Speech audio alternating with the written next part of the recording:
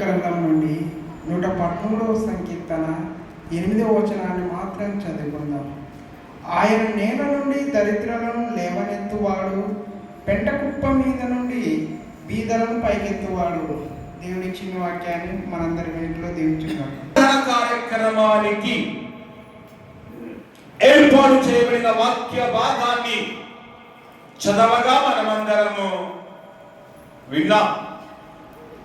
అలాగే ఈ రాత్రి కాలపు ఆరాధన కార్యక్రమానికి ఏర్పాటు చేయబడిన ఆ ధ్యానాంశము బీదల ఎడల దేవుని ప్రేమ అనే ధ్యానాంశంపై కొద్ది నిమిషాలు దేవుని వాక్యాన్ని మనము ధ్యానించుకుందాం. ఏ అంశంపై ధ్యానించబోతున్నామండి? బీదల ఎడల దేవుని ప్రేమ. అందరికంటే చెప్పాలి, బీదల ఎడల దేవుని ప్రేమ అనే ధ్యానాంశంపై మనము ధ్యానించబోతూ ఉన్నాం. చూడండి, బీదలు అనగా అర్థం ఏంటంటే పేదవారు. బీదలు అనగా పేదవారు. చూడండి, ఈ పేదవారు అని ఎందుకు పిలువబడుతూ ఉన్నారు అంటే, ధన సమృద్ధి లేని వారిని, కష్టాలలో ఉన్న వారిని మాత్రమే ఏమని పిలుస్తారండి? పేదవారు, బీదవారు అని పిలుస్తూ ఉంటారు. చూడండి, ఈ యొక్క సమాజంలో 3 తెగలు ఉన్నాయి. ఒకటి చూడండి, పేదవారు అనే తెగ ఒకటి ఉంది. 2 మధ్య తరగతి వారు అనే తెగ ఒకటి ఉంది. 3 సంపన్న స్థితి కలిగిన వారు అంటే ధనవంతులు అనే తెగ అనేది ఉంది. కనుక సమాజం ఎన్ని తెగలు ఉన్నాయంట? పేదవారు, మధ్య తరగతి వారు, సంపన్న స్థితి కలిగిన వారు అని 3 తెగలు సమాజంలో మనకు కనబడుతూ ఉన్నాయి. ఈ 3 తెగలను మనమందరము బాగా ఎరిగిన వారమే. పేదలను మనం చూస్తున్నాం, మధ్య తరగతి వారు చూస్తున్నాం, సంపన్న స్థితిలో ఉన్న వారిని కూడా మనమందరము చూస్తూ ఉన్నాం. చూడండి, అందుకే ఈ సమయంలో దేవాతి దేవుడు బీద ఎడల తన ప్రేమను వెల్లడిపరుస్తూ ఉన్నాడు. ఎలా తన ప్రేమను వెల్లడిపరుస్తున్నాడు? ఎలా పేద ఎడల తన కృపను ప్రసాదిస్తున్నాడు అనే విషయాన్ని మనం ఆలోచిస్తే, మొట్టమొదటి చూడండి, బీదల ఎడల దేవుని ప్రేమ. దేవుడు బీదలను పైకెత్తువాడు. దేవుడు ఏం చేస్తాడంటే బీదలను పైకెత్తువాడు. అంటే బీదలైన వారిని, పేదవారిని దేవుడు పైకెత్తువాడుగా ఉన్నాడు. అంటే ఎక్కడికి ఎత్తువాడుగా ఉన్నాడు అంటే, ఉన్నతమైన స్థితిలోనికి, ఉన్నతమైన శిఖరాలలోనికి ఆయన ఎత్తువాడు అనే విషయాన్ని మనం ఎరిగి ఉండాలి. చాలా మంది అనుకోవచ్చు, నేను బీదవారుగా ఉన్నాను, నేను పేదవారుగా ఉన్నాను, నన్ను ఈ లోకము పట్టించుకోవడం లేదు, ఈ సొసైటీని పట్టించుకోవడం లేదు, ఈ లోకం మనుషులను పట్టించుకోవడం లేదు, నా వారిని పట్టించుకోవడం లేదు, నా అనుకున్న వారే నన్ను విడనాడుతున్నారు, నన్ను పట్టించుకున్న నాదుడు లేడే అని పేదవారు, అలాగే బీదలైన వారు బాధపడుతూ ఉండొచ్చు. కానీ ఎవరిని పట్టించుకోకపోయినా, నీ వారిని పట్టించుకోకపోయినా, నీ కన్నవారిని పట్టించుకోకపోయినా, నీ సహోదరుని పట్టించుకోకపోయినా, నీ రక్త సంబంధికులు నేను పట్టించుకోకపోయినా, దేవుడు మాత్రం పట్టించుకొని దేవుని ప్రేమ చూపి నిన్ను ఆయన పైకి లేవనెత్తువాడుగా ఉన్నాడు. ఉన్నత స్థితిలో నిలబెట్టే దేవుడు నీకున్నాడని నువ్వు ధైర్యంగా ముందు వెళ్ళాలి. ధైర్యంగా నువ్వు సాగితే దేవుని నన్ను కూడా ఉన్నతమైన స్థితిలో పెట్టడానికి ఆయన సమర్థుడైన దేవుడు, శక్తివంతుడైన దేవుడు అని మనమందరము ఎదిగిన వారముగా ఉండాలి. అందుకే ఆ వాక్య భాగం చదవండి. ఆయన నేల నుండి దరిద్రులను లేవనెత్తువాడు. చూడండి, దరిద్రులైన వారిని ఎక్కడి నుండి లేవనెత్తున్నాడంట? నేల నుండి. నేలవారు జీవితంలో నుండి దరిద్రులైన వారిని దేవుడు లేవనెత్తుతూ ఉన్నాడు. ఒకవేళ దరిద్రుడుగా ఉన్నావా, నువ్వు దరిద్రురాలుగా జీవిస్తూ ఉంటే దేవుడు నీళ్ళ ప్రేమ చూపి నేలలో నుండి, నెలవారి జీవితంలో నుండి, నీ యొక్క దీనస్థితిలో నుండి ఆయన లేవనెత్తుతూ ఉన్నాడు అని ఇక్కడ మనం చూస్తూ ఉన్నాం. తర్వాత పెంట కుప్పల మీద నుండి బీదలను లేవనెత్తువాడు. చూడండి, మన దేవాది దేవుడు బీదలను ఎంత ప్రేమ చూపుతున్నాడో, బీదల పట్ల ఎంత శ్రద్ధ వహిస్తున్నాడో, బీదల పట్ల ఎంత బాధ్యత కలిగిన దేవుడిగా ఉన్నాడో ఒకసారి ఆలోచిద్దాం. బీదల పట్ల మనం బాధ్యత ఉందా? బీదల పట్ల మనము చూడండి ఏదైనా వారి పట్ల ప్రేమ చూపుతున్నామా అంటే చూపలేని స్థితి. బీదలనగానే మనము చాలా చిన్న చూపు చూడడం, బీదలనగానే వారిని తక్కువ అంచనా వేయడం, బీదలనగానే వారిని పట్టించుకోకుండా తిరిగే వారు సమాజంలో చాలా మంది ఉన్నారు. కానీ ఎవరు పట్టించుకోకపోయినా దేవుడు మాత్రం బీదలు పట్టించుకుంటాడు, బీదల పక్షం నిలబెడతాడు, బీదలకు న్యాయం చేస్తాడు, బీదలను తగిన సంరక్షిస్తాడు. బీదలను ఉన్నతమైన స్థితిలోనికి తీసుకెళ్ళడానికి దేవుడు బీదలకు అండగా నిలబడబోతున్నాడు, బీదలకు ఒక ఆశ్రయం నిలబడబోతున్నాడు, బీదలైన వారికి ఒక తోడుగా ఉండబోతున్నాడు, బీదలైన వారికి నేనున్నాను అని దేవుడు భరోసించే దేవుడు ఉన్నాడు గనక దేవుని బిడ్డ, నువ్వు బీదరాలుగా ఉన్నావా? భయపడవద్దు. దేవుడే అభయంగా ఉండగా నీకు భయమేలాని ఒక ధైర్యముతో నువ్వు ముందుకు వెళ్ళే వ్యక్తిగా ఉండాలి. అందుకే బీదలైన వారందరినీ కూడా దేవుడు పెంట కుప్పల మీద నుండి పైకి లేవనెత్తువాడుగా ఉన్నాడు, పైకెత్తువాడుగా ఉన్నాడు. చూడండి, పెంట కుప్ప అంటే మనకు తెలుసు. దీన్ని ఏమంటారంటే పెంట కుప్పను మన భాషలో ఏమంటారండి? దిబ్బ అంటారు. అంటారా లేదండి? దిబ్బ. ఈ దిబ్బలు ఏమేమి ఉంటాయండి? పెంట ఉంటుంది, చెత్త చెదారం ఉంటుంది, చివరికి బూడిద కూడా ఆ దిబ్బలోనే ఉంటుంది. అంటే ఆ దిబ్బ చూడండి ఎంతో అది ఘోరమైనది. అంటే ఆ దిబ్బ దినత్వానికి మనం సూచిస్తుంది. అంటే అదొక పెంటతో సమానంగా దిబ్బ ఉంటుంది. ఆ యొక్క దిబ్బలో చెత్త చెదారం ఉంటుంది, ఆ దిబ్బలో బూడిద అనేది కూడా ఉంటుంది. అంటే ఆ స్థితిలో నుండి, ఆ యొక్క స్థితిలో నుండి బీదలైన వారిని ఏం చేస్తాడంట? లేవనెత్తువాడుగా ఉన్నాడు. అంటే బీదలను చూడండి ఇక్కడ దేంతో పోలుస్తున్నారండి? పెంట కుప్పలతో పోలుస్తున్నారు. అంటే ఆ స్థితిలో ఉన్న వారిని కూడా దేవుడు ఏం చేస్తాడంట? లేవనెత్తువాడుగా ఉన్నాడు. చూడండి, అందుకే మనము ఎవరిని కూడా మనము తక్కువ అంచనా వేయకూడదు. ఏ పుట్టలో ఏ పాము ఉంటుందో ఎవరికి తెలియదు, తెలుసా అండి?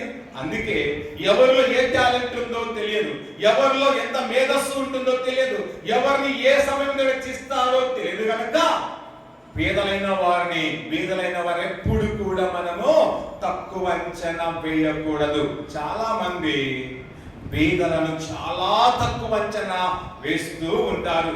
చూడండి, ఒక విషయం ఏమిటంటే, ఇప్పుడు దిబ్బలో ఒక పనికిరాని చిత్తు కాగితం ఉందనుకోండి.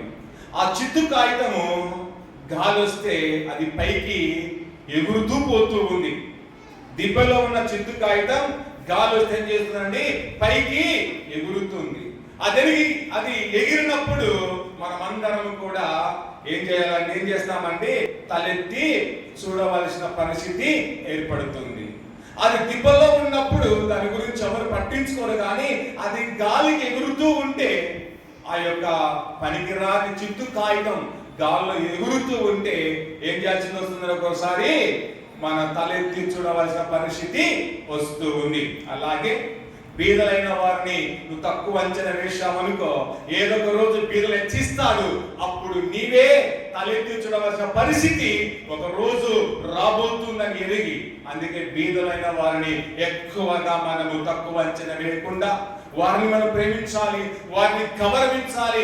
ఏదైనా ఉంటే సహాయం చేసి నడిపించే దేవుని యొక్క బిడలుగా ఆయన సాక్షిగా మనం నిలవడము నీకు నాకు ఎంతైనా అవసరత. తర్వాత రెండు చూడండి, బీదల దేవుని ప్రేమ. దేవుడు బీదలకు ఆశ్రయముగా ఉంటాడు. ఎలా ఉంటాడంట? బీదలకు దేవుడు ఆశ్రయముగా ఉంటాడు. కనుక ప్రియ దేవుని బిడ్డ, కనుక దేవుడు వారికి ఆశ్రయంగా ఉన్నాడే, కనుక మన ఎదుట బీదలు ఉన్నవారు చాలా మంది మనకు కనబడుతూ ఉంటారు. వారికి మనం ఏ విధంగా ఆశ్రయంగా ఉంటున్నాం అనేది ఒకసారి ఆలోచిస్తే, మనము బీదలను పూర్తిగా పట్టించుకోలేని పరిస్థితి. బీదలు ఎవరైనా కలుగుంటే ఆహారం పెట్టలేని పరిస్థితి. వారు అల్లాడుతూ ఉంటే వారిని గురించి మనము ఏమీ ఆలోచించకుండా చూడనట్టుగా వెళ్ళిపోయే వారముగా ఉన్నాము. కానీ నీవు నేను అలాంటి స్థితి ఏంటంటే, మనలో ఉన్నది స్వార్థం, మనలో ఉన్నది అసూయ, మనలో ఉన్నది క్రోధం, మనలో ఉన్నది ప్రేమ లేని తత్వం మనలో ఉంది. కానీ దేవుడు ప్రేమ కలిగిన వాడు గనక బీదలైన వారికి, పేదలైన వారికి ఎలా ఉంటాడంటండి? ఒక ఆశ్రయముగా, ఒక శరణ్యముగా ఉంటాడు, ఒక నీడగా ఉంటాడు అని దైవ గ్రంథములో మనం చూస్తూ ఉన్నాం. చూడండి, వాక్య భాగములు గమనిస్తే చూడండి, కీర్తనల గ్రంథము, యెషయా గ్రంథము 20వ అధ్యాయము 3వ వచనాన్ని మనం చదువుకుందాం. యెషయా గ్రంథం 20వ అధ్యాయం 3వ వచనం చదవండి. భీకరుల ఊపిరి గోడకు తగిలిన గాలివాన వలె ఉండగా నీవు బీదలకు శరణ్యముగా ఉంటివి. చూడండి, ఇక్కడ చూడండి, భీకరుల ఊపిరి అని చూస్తున్నాం. భీకరులు అనగా గొప్పవారు, భీకరులు అనగా ఉన్నతమైన స్థితిలో ఉన్నవారు. వారి ఊపిరి గోడకు తగిలిన గాలివాన వలె ఉండగా, అంటే భీకరుల యొక్క ఊపిరి ఎలా ఉందంటండి? గోడకు తగిలిన గాలివాన వలె ఉన్నది అని ఇక్కడ మనం చూస్తూ ఉన్నాం. తర్వాత అంటాడు, నీవు బీదలకు శరణ్యముగా ఉంటివి. కనుక దేవుడు బీదలకు ఎలా ఉన్నాడంట అండి? ఒక శరణ్యము. చెప్పాలి, ఎలా ఉన్నాడంట? ఒక శరణ్యము. ఆయన యొక్క ఆశ్రయము, ఒక శరణ్యము అనేదిగా ఆయన తోడుగా ఉంటూ ఉన్నాడు. నువ్వు అనుకోవచ్చు, నాకు ఎవరు శరణ్యం లేదే, ఎవరు నాకు తోడు లేదే, ఎవరు నాకు ఆశ్రయంగా లేదే, నన్ను ఆదుకునే నాదుడు లేడా అని పేదవారు అనుకోవచ్చు. కానీ వారికే దేవుడు ఒక శరణ్యముగా, ఒక కోటగా, ఒక బలమైన దుర్గముగా దేవుడు వారి పక్షములో నిలబడబోతూ ఉన్నాడు. నిలబడినప్పుడు పేదవారిని ఎవడు కూడా కదిలించుకోలేడు. పేదవారే ధనవంతులుగా మారిపోతారు, ధనవంతులే పేదవారిగా మారిపోయే స్థితి ఒక రోజు రాబోతుంది. ఈ రోజు నేను ధనవంతుని నిర్వహిస్తున్నావా? నాకు అన్ని ఉన్నాయని నిర్వహిస్తున్నావా? నాకు ఆస్తి ఉందని నిర్వహిస్తున్నావా? నాకు పొలం ఉందని నిర్వహిస్తున్నావా? నాకు పలుకుబడి ఉందని నిర్వహిస్తున్నావా? నాకు అందం ఉందని నిర్వహిస్తున్నావా? సమాజంలో నా మాట చెల్లుబాటు అవుతుందని నువ్వు నిర్వహిస్తుంటే ఏదొక రోజు దేవుడు తగ్గిస్తాడు. ఏదొక రోజు నీ అహంకారాన్ని అణిచివేస్తాడు. ఏదొక రోజు నిన్ను విరుస్తే నీవేమైపోతావంటే దీన స్థితిలోనికి పడిపోతావు. నీ ఎదురున్న పేదవారిని హెచ్చిస్తాడు. గర్వించిన నిన్ను త్రొక్కి వేస్తే అప్పుడు నీవు నేను ఏం చేయాలో తెలుసా? ఉన్న వారందరూ కూడా అప్పుడు పేదలైన వారు ఇప్పుడు ధనవంతులుగా మారారే అని చూస్తూ నువ్వు బాధపడవలసింది వస్తుంది. బాధపడవలసిన రోజు ఒకటి వస్తుందని గుర్తెరిగి ఎవరిని మనము ఏది కూడా తక్కువ అంచనా వేయకుండా గౌరవించడం, ప్రేమించడం మనము నేర్చుకోవాలి. తర్వాత చదవండి కిందికి. గాలివాన తగలకుండా ఆశ్రయముగాను, వెట్ట తగలకుండా నీడగాను ఉంటివి. దేవుడు ఎలా ఉన్నాడు? పేదలైన వారికి, తర్వాత దరిద్రులైన వారికి, అది చదవాలి పైన, దరిద్రులకును కలిగిన శ్రమలో వారికి శరణ్యముగాను, గాలివాన తగలకుండా ఆశ్రయముగాను, వెట్ట తగలకుండా నీడగాను ఉంటివి. చూడండి, దేవుడు పేదలైన వారికి, బీదలైన వారికి, దరిద్రులకు ఎలా ఉన్నాడంట? ఒక ఆశ్రయంగా ఉన్నాడంట. తర్వాత వెట్ట తగలకుండా ఒక నీడగా ఉన్నాడు. కనుక ప్రియదేవుని బిడ్డలారా, ఎవరైనా ఇంత శ్రద్ధ వహించేవారు పేదల పట్ల ఏ ప్రభుత్వమైనా ఉందా అంటే లేదు. ఏ నాయకుడైనా ఉన్నాడా అంటే లేదు. ఏ నాయకుడు కూడా ఓట్లను దండుకునే వాడుగానే ఉంటున్నాడు, కానీ ఏ నాయకుడు కూడా పేదలు వాడుకుని వదిలిపెట్టేవాడుగా ఉన్నాడు. కానీ పేదల పేదలను చేద్దాం, పేదలను ఆదుకుందామనే నాదుడు లేడు, కరువైపోయాడు. కానీ నేను సృష్టించు సృష్టికర్త మాత్రం నిన్ను విడిచిపెట్టడు.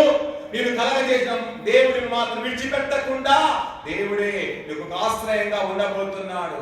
వెట్ట తగలకుండా, ఎలాంటి ఎండబడ తగలకుండా, ఎలాంటి వేదన కలగకుండా దేవుడు నీకు ఒక నీడగా, ఒక ఆశ్రయంగా ఉంటున్నాడు. గనక అలాంటి దేవుడు మరుస్తున్నావా? ఒక పేదవాడా, ఒక పేదరాలుగా ఉంటే నీవు మరుస్తున్నావా?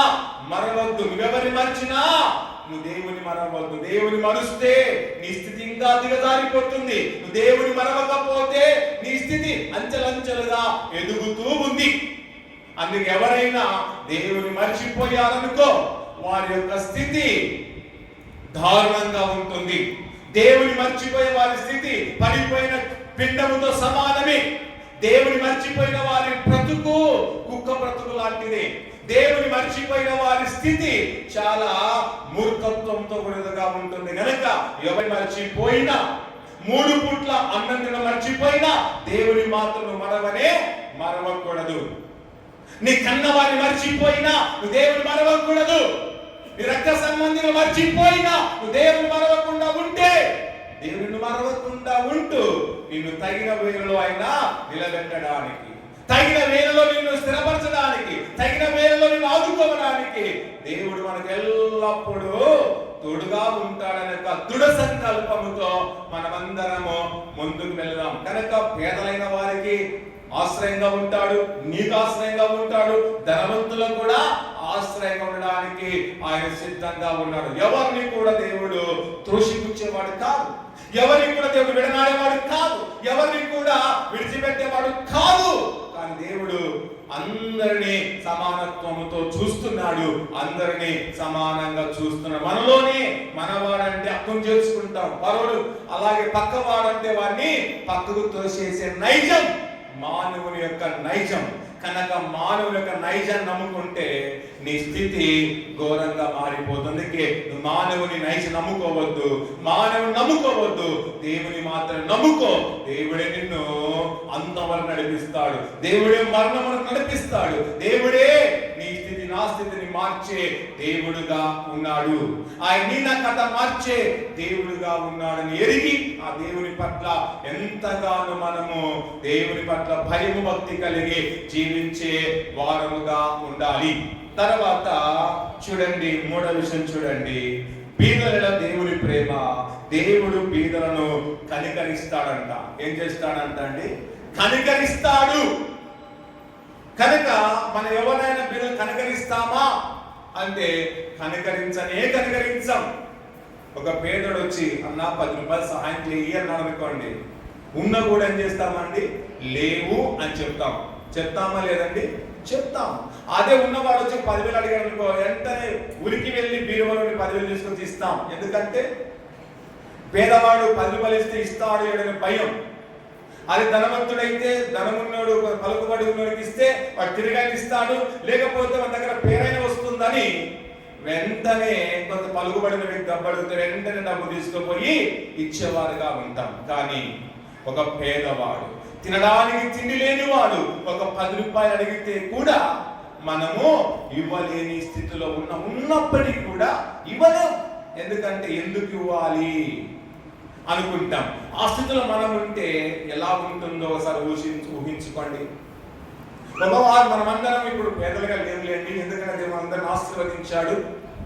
పేదలుగా చాలా ఇబ్బందుల్లో ఉన్నవారు, తిండి లేనివారు, ఆశ్రయం లేనివారు, తీవ్రమైన కటిక దరిద్రతలు ఉన్నవారే పేదవారు. ఈరోజు అందరూ వస్తువులు లేరు, అందరం బాగున్నాం. తినడానికి 3 పూట్ల ఆహారం ఉంది, తినడానికి చక్కటి ఆహారం దేవుడు ఇస్తున్నాడు, కట్టుకోవడానికి బట్టలు ఇచ్చాడు, ఉండడానికి నివాసాలు ఇచ్చాడు. నివాసాలే కాదు, అప్స్టేర్లు కూడా మనము కట్టుకుంటున్నాం. అంటే దేవుడు మనం ఎంతగానో ఆశీర్వదించాడు. ఈ స్థితిలోకి రావడానికి కారణం ఎవరండి? దేవుడే. ఈ రోజు ఈ డెవలప్మెంట్ లో ఉన్నామంటే ఎవరు కారకుడు? దేవుడే. ఈ రోజు ఇంత హ్యాపీ కూర్చున్నామంటే దాని కారకుడు దేవుడే. ఈ రోజు కాళ్ళ మీద కాలేజీ కూర్చుంటున్నామంటే అది దేవుడే. ఈ రోజు బైక్ మీద తిరుగుతున్నామంటే దాని కారకుడు దేవుడే. ఈ రోజు పిల్లలు చదువుకుంటున్నారంటే దానికి కారకుడు దేవుడే. ఈ రోజు హ్యాపీగా నీవు ప్యాన్ మీద కూర్చుంటున్నావంటే కూడా అది దేవుడే. కనుక దేవుడు లేకపోతే నువ్వు ఏమి సంపాదించలేవు, బ్రతకలేవు, జీవించలేవు. ఏదైనా సంపాదించామంటే అది ఎవరి వల్ల సంపాదించుకున్నావు? దేవుని వలనే. దేవుడు ఆరోగ్యం ఇవ్వకపోతే సంపాదిస్తావండి? సంపాదించలేవు. చాలా మంది అనుకుంటారు నేను కష్టపడి సంపాదించాను, కష్టపడి నేను పొందాను అనుకున్న కష్టార్జితమే ఈ సంపాదన అనుకుంటారు. కానీ నువ్వు కష్టపడ్డావు, కానీ ఆరోగ్యం ఇచ్చాడు కనుకనే దేవుడు కష్టపడ్డా. అదే అనారోగ్యం అనుకుంటే నువ్వు కష్టపడతావా? ఎక్కడ పడిన వ్యక్తివి అక్కడ ఉంటావు. నువ్వు మంచంలో పడితే నువ్వు మంచంలో ఉంటావని లేవలేవు. కనుక పని చేసుకోవడానికి శక్తి ఇచ్చాడంటే అది దేవుడే. ఈ రోజు నువ్వు తిరగలుగుతున్నావంటే దేవుడే. అంటే దేవుడు ఆరోగ్యం ఇచ్చాడు కనుక నువ్వేదైనా సంపాదిస్తున్నావు. ఆరోగ్యం ఇవ్వకపోతే నువ్వేమి కూడా సంపాదించలేవు. అంతా కూడా గుడ్డిస్తుందని, నీ బ్రతకంతా గుడ్డిస్తుందని. అందుకే ఎప్పుడు కూడా నువ్వు గర్వించవద్దు. నేను సంపాదించుకున్నానండి. ఎప్పుడైనా దేవుని సహాయం వలన సంపాదించుకున్నాను, దేవుడి కృప వలన నేను పొందాను, దేవుడు నాకు సహాయం ఇచ్చాడు అని చెప్పాలి. కానీ లేదు, నేనే సంపాదించుకున్నా, నేనే కష్టపడ్డా, నేనే సులువు వచ్చాను అనుకుంటున్నావు అనుకో, అది నువ్వు గర్విస్తున్నావు. ఆ గర్విస్తున్న నీవు ఏదో ఒక రోజు నీవు ఖచ్చితంగా తగ్గించబడతావని ఎరిగి, ఏది కలిగి ఉన్నా అది దేవుని వల్ల కలిగి ఉన్నాం. అది ఏది జరిగినా అది దేవుని వల్ల జరిగింది. ఏ స్థితిలో వెళ్ళినా అది దేవుడే స్థితిలో తీసుకొచ్చాడు అని నమ్మకంతో ముందుకు వెళితే ఇంకా హెచ్చిస్తాడు. కానీ నీవు నేను గాన ఏదోలే నేనే అని గర్వించామనుకో, నీ నా స్థితి అంధకారమయమే అని మనమందరము జ్ఞాపకం చేసుకోవాలి. కనుక దేవుడు బీదల ఎడల ప్రేమ చూపుతున్నాడు. ఎలా చూపుతున్నాడు? బీదలను ఆయన కనికరిస్తాడు, పలకరిస్తాడు అని మనమందరము ఎరిగిన వారుగా ఉండాలి. చూడండి, వాక్య భాగంలో చూస్తే కీర్తనల గ్రంథము 172వ కీర్తన 13వ వచనాన్ని ఒకసారి చదువుకుందాం. 72వ కీర్తన 13. నిరుపేదల యందును బీదల యందును అతడు కనికరించును. ప్రేమైన దేవుని బిడలారా, ఇతరుల వాక్య భాగములో మనం చూస్తూ ఉన్నాము. నిరుపేదల యందును బీదల యందును అతడు కనికరించును. నిరుపేదలను బీదలను ఏం చేస్తున్నాడంట? కనికరిస్తున్నా. నిరుపేదలు అంటే చివరికి కట్టుకోవడానికి బట్ట లేని వారిని నిరుపేదలు అంటారు. పేదలకు నిరుపేదలకు చాలా తేడా ఉంది. పేదలకు కాస్త కోస్త ఉంటుంది, నిరుపేదలకు ఏమి కూడా ఉండదు. కానీ నిరుపేదలను కనికరిస్తున్నాడు. తర్వాత పేదలను కూడా దేవుడు కనికరిస్తున్నాడండి. దేవుని యొక్క స్థితి ఎంత స్థితి అంట? ఉన్నతమైన స్థితి. మన స్థితికి దేవుని యొక్క స్థితికి ఎంత తేడా తెలుసా? ఆకాశానికి భూమికి ఎంత తేడా ఉందో అంత తేడా ఉంది. అలాంటి దేవుడు బీదలను కనికరిస్తున్నాడంటే ఎంత ప్రేమ గలవాడు ఒకసారి ఆలోచించండి. ఎంత దయగలిగిన దేవుడు మన దేవుడు ఒకసారి ఆలోచించండి. ఆ దేవుని ప్రేమను కనుగొనలేకపోతున్నావు. ప్రేమిస్తామా? క్రైస్తవుడా, క్రైస్తవురాల గమనించు, దేవుని ప్రేమ ఎంతో గొప్పది. దేవుని ప్రేమ ఎనలేని ప్రేమ, దేవుని ప్రేమ అగాపే ప్రేమ. ఆ ప్రేమ నీలో ఉన్నంత వరకు ఎవడు నిన్ను ఏమి చేయలేడు. దేవుని ప్రేమ నీలో నిలిచినంత కాలం ఎవడు కూడా కదల్చలేడు. దేవుని ప్రేమ నీలో ఉన్నంత వరకు ఎవడు నీ దరిదాపుల్లోనికి రాబోరని ఎరిగి, అందుకే దేవుని ప్రేమ నీవు నేను పొందుకుందాం. లోకములో ఉన్న ప్రేమ నేను చుట్టుతున్నాయేమో, లోకముల ప్రేమ నేను మోసపుచ్చుతున్నాయేమో, లోకముల ప్రేమ నేను నాశనం చేస్తూ ఉంది. అందుకే ఈ లోక ప్రేమ నమ్ముకోవద్దు, దేవుని ప్రేమ నమ్ముకుంటే దేవుడే నిన్ను కూడా కనికరించే దేవుడు అని మనమందరము ఎరగాలి. కింద చదవండి. బీదల ప్రాణములను అతడు రక్షించును. చూడండి, బీదల ప్రాణం అంటే మనకు ఏమిలే అన్నట్టుగా ఉంటాం. బీదల ప్రాణము, వారి ప్రాణం పోతే పోన్లే అనుకుంటాం. కానీ దేవుడు అనుకుంటాడండి, బీదల ప్రాణం పోతే పోన్లు అనుకుంటాడా? అనుకోడు. ఏం చేస్తాడు? రక్షిస్తాడు. చూడండి, ఒక బీదవాడు చస్తున్నాడంటే కూడా అటువైపు మనం పోతే పోలే వాడు బ్రతికి ఉండి కూడా ఏమంటాం? ఏమి లాభం. ఏమంటామండి? పేదవాడు బ్రతికున్న ఏమి లాభం, వాడు బ్రతికి ఉన్నా ఏమి ప్రయోజనం, సస్తే చావనిలే అనుకునే నైజం మనది. దేవుడికి నైజం ఏంటి తెలుసా? పేదల ప్రాణాన్ని అయినా కాపాడే నైజం. ఏ నైజం గొప్పదండి? మానవునికి నైజం గొప్పదా? దేవుడికి నైజం గొప్పదా? దేవుని యొక్క నైజమే చాలా గొప్పది. అందుకే మన దేవుడు ఒక గొప్పవాడు. ఆయన ప్రణాళిక గొప్పది, ఆయన ఉద్దేశం గొప్పది, ఆయన చరిత్ర గొప్పది, ఆయన ఉనికి ఎంతో గొప్పది కనుక ఆ గొప్పతనం కలిగిన దేవుని నువ్వు విడిచిపెడితే నిన్ను మించిన దరిద్రుడు లేడు, నిన్ను మించిన పేదవాళ్ళని ఎరిగి మనం ముందుకు వెళ్ళాలి. ఎవరు పేదవారు, ఎవరు దరిద్రులు, ఎవరు అలాగే పేదవారు అంటే దేవుని ఎరగని వారే పేదవారు. దేవుని కలిగి జీవించని వారే దరిద్రులు. దేవుని తెలుసుకుని వారే దరిద్రులు. కానీ దేవుని ఎరిగిన వారు ఎప్పుడు పేదవారిగా ఉండరు. దేవుని నమ్ముకున్న వారు ఎప్పుడు అలాగే పేదవారిగా ఉండరు. దేవుని నమ్ముకున్న వారు ఎప్పుడు దరిద్రులుగా ఉండరు, కానీ ఉన్నతంగానే ఉంటారని ఎరిగి మనం దేవుని నమ్ముకున్నాం. అందుకే మనం ధనవంతులని. మన దేవుడు ఎలాంటి వాడంట? ధనవంతుడు. ఎలాంటి వాడండి? ధనవంతుడు. ఆయన నమ్ముకున్న వారు ధనవంతులా కాదండి? ధనవంతులే. మనం దరిద్రులుగా ఉన్న మనందరినీ కూడా ధనవంతులు చేయడానికే యేసయ్య 2020 సంవత్సరాల క్రితం లోకానికి వచ్చి దరిద్రులైన మనం ధనవంతులుగా మార్చాడు.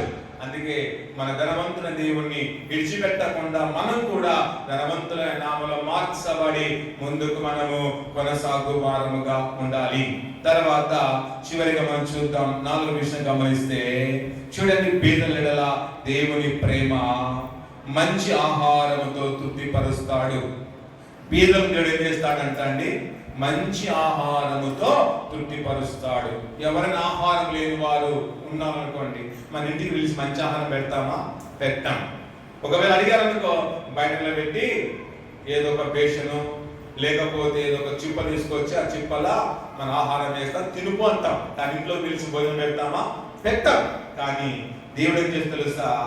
బీదలకు తన ప్రేమను ఎలా చూపుతుంది తెలుసా? బీదలైన వారికి ఆయన మంచి ఆహారం ఇచ్చి వారిని తృప్తిపరుస్తూ ఉన్నాడు అని దైవ గ్రంథములో మనం చూస్తూ ఉన్నాం. చూడండి, కీర్తనల గ్రంథం 132వ కీర్తన 15వ వచనాన్ని మనం చూస్తే బీదలైన వారిని దేవుడు మంచి ఆహారంతో తృప్తిపరుస్తాడు అని అక్కడ మనం చూస్తూ ఉన్నాం. చదవండి.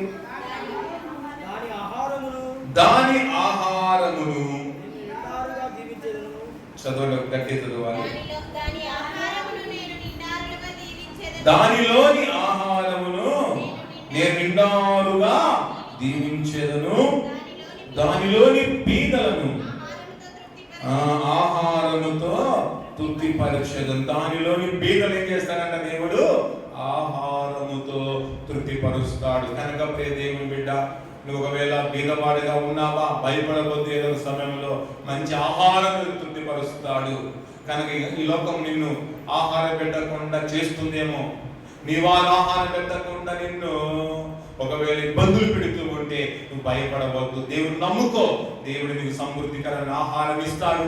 ఆహారముతో ఆయన తృప్తిపరిచే దేవుడు అని మనం అందరం ఎరిగి, పేదలైన వారైనా ఎవరైనా సరే దేవుడు నమ్ముకున్నంత వరకు ఎవరు పేదవారుగా, దీనులు కాదు, దరిద్రులు కాదు, అందరూ ఉన్నతమైన శిఖరాల్లో ఉంటారు నమ్మి ఈ రోజు నుండి ఒకే ఒక ప్రణాళిక, దేవుడు మనకున్నాడు, ఎవరు మనకు అవసరం లేదు, దేవుడే నాకు తోడు, నాకు ఆయనే ఆశ్రయం, ఆయన నా దిక్కు అని నమ్ముకొని జీవించు చాలు. దేవుడే నిన్ను నన్ను నడిపించేవాడు, సకల సమృద్ధితో నింపువాడు, సకలమైన ప్రేమతో నింపువాడిగా ఉన్న నమ్మి ఆయన ప్రేమను, ఆయన త్యాగాన్ని మనం కనుగొని ఆయన అడుగులు వేసి మన జీవిత ప్రయాణాన్ని కొనసాగించు ఆయన సాక్షిగా, ఆయన బిడ్డగా మనం అందరం ముందు కొనసాగు వారముగా ఉందాం. ప్రార్థించుకుందాం. తలలు వంచండి, ప్రార్థించుకుందాం. తన కరుణ, తన కటాక్షత, తన సన్నిధి కాంతి సమయంలో మనం పొందుకొని ఆయన బిడ్డలుగా కొనసాగుదాం. ప్రార్థిస్తూ ముందుకు దేవా, బీదల మీరు ఎంతగానో ప్రేమ చూపుతున్నారు.